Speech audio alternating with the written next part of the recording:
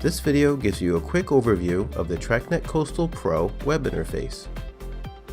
When you log in with your username and password, you might first see the Setup Wizard, which walks the installer through the setup process. When it's completed, the wizard will no longer appear on startup. Let's skip the wizard and explore the home page. Here you can find the status of the system, along with your vessel's position and speed. Color-coded indicators show the status of each available WAN connection. In this example, Shore Wi-Fi is the active WAN connection, and its signal strength is good. TracNet Coastal Pro automatically switches between available WAN connections to maintain your internet connection.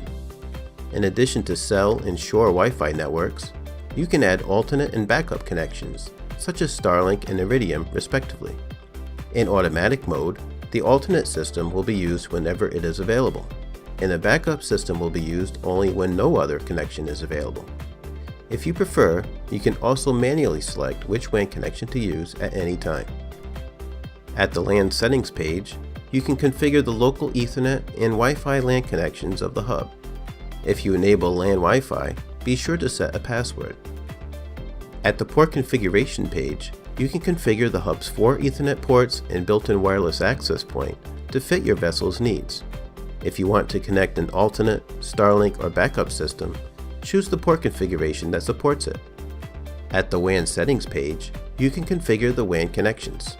The Cell tab allows you to configure the hub's 2 available SIM slots to use your own third-party SIM cards. You can then switch between them and the built-in KVH SIM for cell service. On the Wi-Fi tab, you can select the Wi-Fi networks the system should use for internet access. The Advanced option allows you to add a Wi-Fi network that's not currently broadcasting in your area. At the Account Settings page, you can change the login passwords for the administrator and guest. You can also change the displayed vessel name.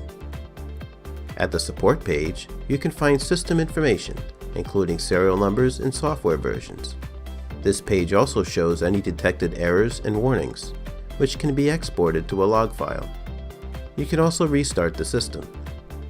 At the Software Updates page, you can upload a software update file to the system. However, the system will normally receive the latest updates automatically over the air. Finally, for complete details about the TracNet Coastal Pro, refer to the system's help. This concludes our brief tour of the web interface. If you have any questions, please contact KVH Technical Support.